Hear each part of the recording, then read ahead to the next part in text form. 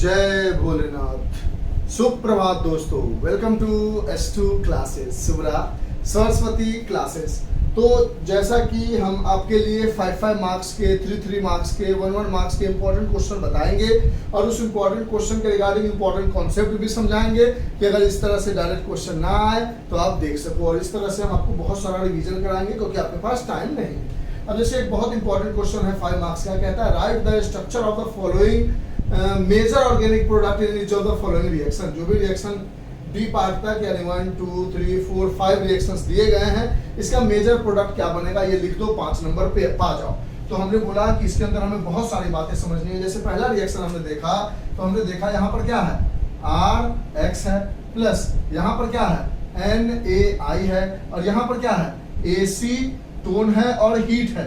और ये कहाँ पे पढ़ा था हमने, ये जब भी रिएक्शन दिया जाता था तो हम क्या कहते थे, ये एक हाइलोजन एक्सचेंज मेथड का रिएक्शन है।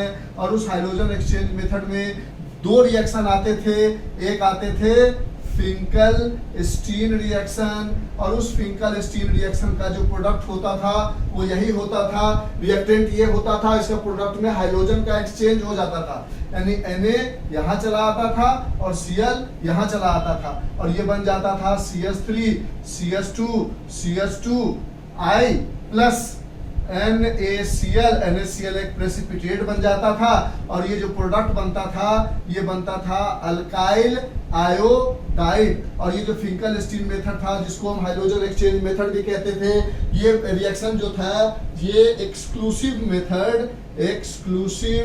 Method to prepare alkyl iodide के लिए यूज करते थे। एक्सक्लूसिव मेथड अल्काइल आयोडाइड को प्रिपेयर करने के लिए फिंकल-स्टीन का रिएक्शन यूज करते थे। पहला का आंसर लिख लिया। हाइड्रोजन एक्सचेंज मेथड में एक दूसरा रिएक्शन भी आता था जिसको हम स्वार्ट्स रिएक्शन कहते थे। इस तरह से रिवीजन भी करा देंगे।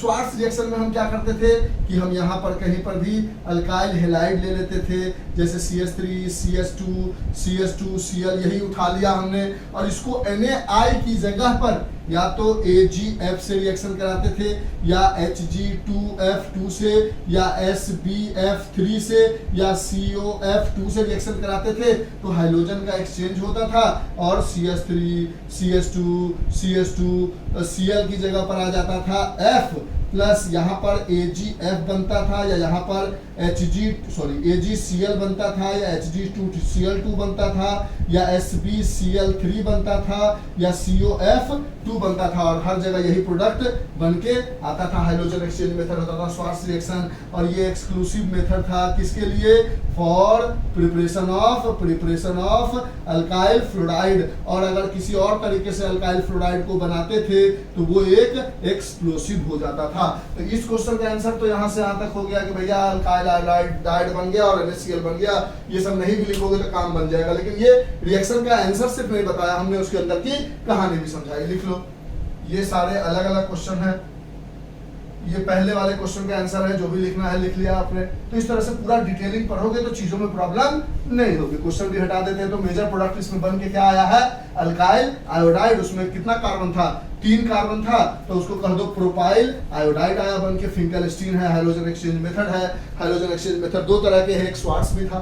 दूसरा रिएक्शन है हमारे पास, अगर दूसरे को देखें, इस बॉक्स को हटा ले और यहाँ पर बंद कर दें, तो दूसरा रिएक्शन है हमारे पास, यहाँ पर है 3 डिग्री। और हम एक बात जानते हैं कि SN1 हो या E1 हो या E2 हो, इन तीनों का स्टेबिलिटी क्या होता है, स्टेबिलिटी क्या होता है, 3 degree greater than 2 degree greater than 1 degree. और यहाँ पर SN2 एक लौता ऐसा है जिसका 1 डिग्री 2 डिग्री 3 डिग्री। तो यहाँ पर कितना है, हमने देखा ये जो बना हुआ चीज है वो कैसा है, C है और 3 CH3 ब्रैकेट में है, बना देते हैं।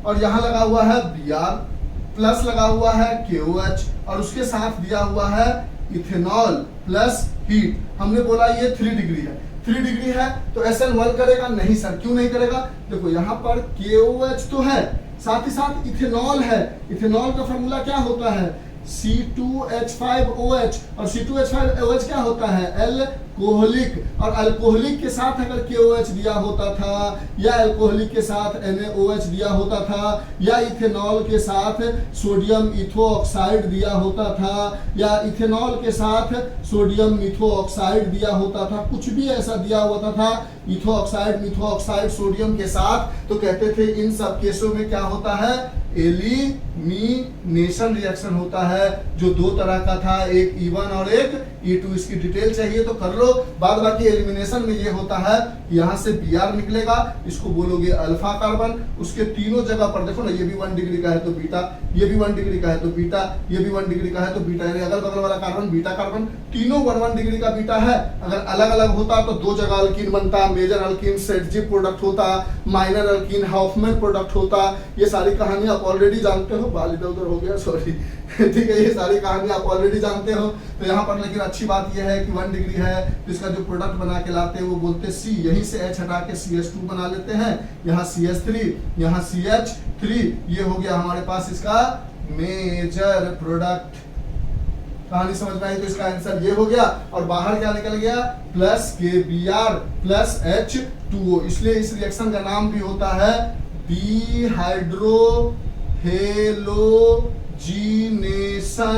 रिएक्शन। डिहाइड्रो हेलोजिनेशन का मतलब पहले हाइड्रोजन हटाया, हैलोजन हटाया, दोनों को हटाया, यानी एक हाइड्रोजन एक हाइड्रोजन हटाया, उसकी वजह से डिहाइड्रो हेलोजिनेशन कहते हैं। तो इसका जो मेजर प्रोडक्ट बन के आएगा वो ये प्रोडक्ट बन के आ जाएगा। ये आंसर लिख दोगे, आपको नंबर मिल जाएगा। लेकिन अगर उसमें से कुछ और पूछ दिया, रिएजेंट बदल दिया, तो वो कहानी भी समझा दी हमने आपको। तो कोशिश करोगे तो चीजें समझ में आएगी, पकड़ में आएगी, कंफ्यूजन नहीं होगी। दूसरा वाला भी समझ गए, इरेज करें, ठीक है, कैसे कैसे पकड़ना है कि कहाँ पे क्या कहानी हो रही होगी, ठीक है। अब पीछे वाला जो बच्चा पढ़ के आया होगा उसको दिक्कत भी नहीं होगा, वो आराम से चीजों को समझ भी लेगा, जान भी लेगा। अब तीसरे क्वेश्चन पे आते हैं। तीसरा क्वेश्चन है हमारे पास कि ये कुछ दिया हुआ है, NaOH दिया हुआ है, वाटर दिया हुआ है, वाटर मतलब एक्वस। और जब हमने बोला एक्वस NaOH हो या एक्वस KOH हो, एक्वस हो, तब इसमें SN1 या SN2 लगेगा, यानी न्यूक्लियोफिलिक सब्स्टिट्यूशन होगा। पिछली बार में क्या था? अल्कोहलिक या अल्कोहलिक NaOH या अल्कोहलिक KOH, ये सारी चीजें होगी तब एलिमिनेशन होगा। उस एलिमिनेशन में या तो E1 होगा या तो E2 होगा। अब SN1 हो या SN2 हो या E1 या E2 जो भी होता था, उसमें भी क्या होता था? E1 होता था, तब भी Cl हट के अल्फा कार्बन, बगल वाला बीटा, डबल बॉन्ड लग जाता था, या E2 होता था तब भी।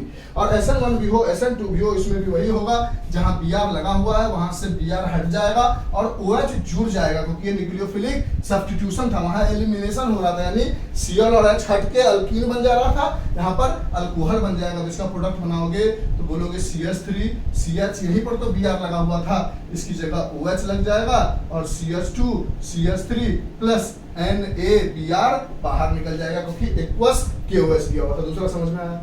तीसरे में देखो, आपके पास फिर एक्वस इथेनॉल दिया हुआ, यानी डायरेक्ट इथेनॉल दिया होता था, तो हमें ध्यान देना पड़ता था कि प्लस CH3COONA, या इथेनॉल दिया होता था तो हमें ध्यान देना पड़ता था कि CH3CH2COONA, यानी सोडियम इथोऑक्साइड सोडियम मिथोऑक्साइड होगा, तभी जाके एलिमिनेशन रिएक्शन होगा। लेकिन एक्वस दिया हुआ है, यानी ये फिर से SN1 या SN2 होगा, SN1 हो या SN2 हो। ये यहाँ से CN जो है टूटकर यहाँ लगेगा, और यहाँ जो K है Br जो है वो K से जुड़ जाएगा, और Cn यहाँ जुड़ जाएगा, यानी इसका प्रोडक्ट देखोगे, इस D वाले का प्रोडक्ट देखोगे तो ऐसा बन जाएगा CH3 CH2, Br की जगह Cn आ जाएगा, प्लस KBr बाहर निकल जाएगा, न्यूक्लियोफिलिक सब्स्टिट्यूशन हो जाएगा। अगर KCN की जगह AgCN होता तो ये एक एम्बिडेंट न्यूक्लियोफाइल है due to pseudo noble gas configuration. Last question में समझाया है, लिख लो, फिर भी लिखना है तो it is an ambient nucleophile. जब Cn होता है उसको हम साइनाइड कहते हैं, और जब AgCN लगा होता है तो ये जुड़ता है इसमें Cn ही,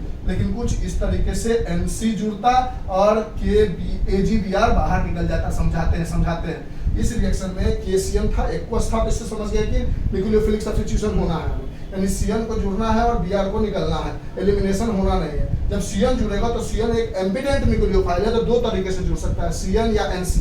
अगर के के साथ दिया हुआ है या Na के साथ दिया हुआ है तो CN जुड़ेगा, साइनाइड बोलेंगे। और Ag के साथ दिया हुआ है तो इसको आइसोसाइनाइड बोलेंगे, क्योंकि Ag में pseudo non double gas configuration होने की वजह से यहाँ पर माइनस और प्लस जुड़ता है, लेकिन यहाँ पर N का लोन पेयर जुड़ता है। लास्ट क्वेश्चन में पूरा डिटेल किया, यहाँ पर भी ओरली बता दिया हमने। तो ये ABCD तक हो गया। अब E की कहानी समझते हैं। E एक मजेदार क्वेश्चन है, इरेज करें, सारे के सारे मजेदार है। उसका आंसर लिख लोगे ये वाला।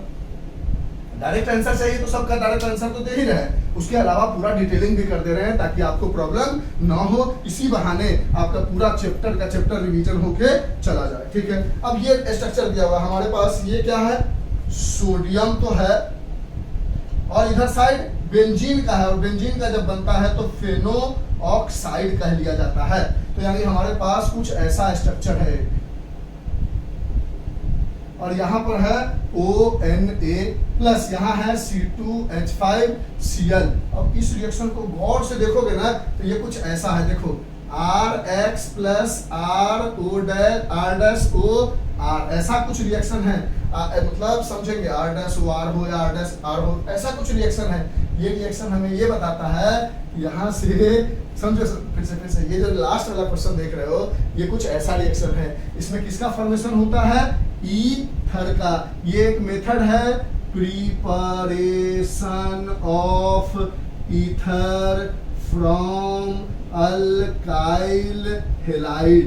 अल्काइल हैलाइड की मदद से ईथर का फॉर्मेशन करते हैं। और इस स्पेशल रिएक्शन को, जिसको हमने ऐसे लिखा है, यहाँ पर R की जगह ये है क्योंकि X के साथ लगा है, और यहाँ R' की जगह ये है, ऐसा लग सकता है, R' नहीं Na। हमको लग रहा था कुछ गलत लिख रहे, समझेंगे। एनसीईआरटी में बिल्कुल ऐसा दिया हुआ, तो होता ये था कि ROR' बन के NaX बाहर निकल जाता था। और इस स्पेशल रिएक्शन को हम कहते थे Williamson synthesis reaction, Williamson synthesis reaction कहते थे। और इस रिएक्शन में SN2 का मैकेनिज्म लगता था। ये सारी चीजें हमें बताई गई थी एनसीईआरटी में, ऐसा रिएक्शन था। देखो R, बस कंडीशन ये था कि ये जो R के साथ X लगा है वो 1 डिग्री होना चाहिए।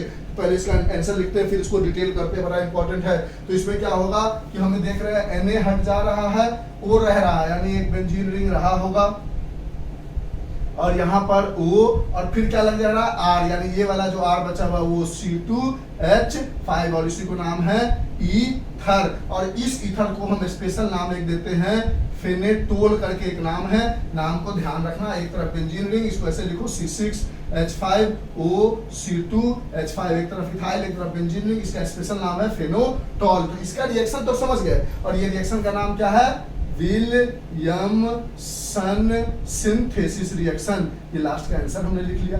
अब विलियमसन सिंथेसिस में कंडीशन ये था कि जो X के साथ जो भी R लगा है वो 1 डिग्री होना चाहिए, और Na के साथ, O के साथ जो भी R लगा है वो 1 डिग्री भी चलेगा, 2 डिग्री भी चलेगा और 3 डिग्री भी चलेगा। अगर ये 3 डिग्री हो गया, अगर ये 3 डिग्री हो गया, देखो अगर ऐसा हो गया, ये अगर ऐसा हो गया, और यहाँ X के साथ अगर आपने CH3ONa लगा दिया, तो ये अब विलियमसन सिंथेसिस करके ईथर नहीं बनाएगा, ये अब एलिमिनेशन कर जाएगा। अभी देखा था ना एलिमिनेशन में, क्या आपने देखा था कि अल्कोहलिक KOH होना चाहिए था या अल्कोहलिक NaOH होना चाहिए था। उसके साथ साथ C2H5OH के साथ क्या होना चाहिए था, सोडियम मिथोऑक्साइड या सोडियम इथोऑक्साइड। सोडियम मिथोऑक्साइड है और SN1 हो जाए या SN2 हो जाए या E1 हो जाए या E2 हो, सॉरी SN1 हो जाए, E1 हो जाए या E2 हो जाए। इन तीनों में 3 degree greater than 2 degree greater than 1 degree होता है। किसका, अल्काइल हैलाइड का। अल्काइल हैलाइड का सिर्फ SN2 में ऐसा है कि 1 degree greater than 2 degree greater than 3 degree होगा। तो यहाँ पर SN2 इसलिए हो रहा था क्योंकि यहाँ पर अल्काइल हैलाइड के साथ जो था वो 1 डिग्री का कार्बन लगा हुआ था, और अगर यही 3 डिग्री का कार्बन लग जाता अल्काइल हैलाइड के साथ तो वो एलिमिनेशन कर जाता। यहाँ से X हटता, यहाँ से एक H हट जाता CH2 में, और यहाँ पर एक डबल बॉन्ड आ जाता, जो अभी अभी आपने देखा है पिछले रिएक्शन में। तो ये छोटी छोटी बातों को ध्यान में रखना है और बाहर में ये वाला प्रोडक्ट बन के निकल जाता है। बात समझ रहे हो? यानी एलिमिनेशन होना था, NaX बाहर निकल जाता, जो भी है। तो इस बात का ध्यान रखना था कि अगर हमारे पास R जो है यानी अल्काइल हैलाइड के साथ जो लगा हुआ है, जो अल्काइल हैलाइड के साथ लगा हुआ है वो 1 डिग्री है, तभी विलियमसन सिंथेसिस है। अगर ये गलती से 3 डिग्री हो गया तो एलिमिनेशन में चला जाएगा, ईथर नहीं बनेगा, अल्कीन बनेगा और यहाँ ईथर बनेगा। और इस ईथर का स्पेशल नाम है फेनेटॉल। इसी ईथर का स्पेशल नाम है जो इस केस में बन रहा है। तो कहानी समझ में आई? चारों पांचों क्वेश्चन एक बार में नहीं आया तो दूसरी बार देखो। विश्वास करो मेरा, अगर इस तरह से क्वेश्चंस को बनाते रह जाओगे अच्छे से तो आपको बहुत मजा आएगा और पूरी चैप्टर रिवीजन हो जाएगी। ये मेरा अपना विश्वास है। इसलिए मेरे आवाजों पर ध्यान जरूर देना है, क्योंकि जब फास्ट पढ़ाया जाता है तो बोला बहुत जाता है। आवाज पे ध्यान देना है, लिखा हुआ पर ध्यान भी देना है, लेकिन आवाज के साथ लिखे हुए पर ध्यान देना है ताकि आपको समझने में आसानी हो और जल्दी खत्म करना है। हमें बहुत लंबा टाइम खींचना नहीं है। 15 मिनट में हमने बहुत बड़ी 5 मिनट की एक क्वेश्चन बता दिया। आपके लिए भी फायदा हो गया, पूरा रिवीजन भी हो गया। Bye, have a nice day, enjoy, take care, stay home and stay safe. हाँ, बताना कि इसमें अगर स्लोली चाहिए तो हम स्लोली बना के दिखाएंगे। अगर आपको ठीक है ये तो एक कमेंट करके बताना, हाँ सर रिदम ठीक है। बाय।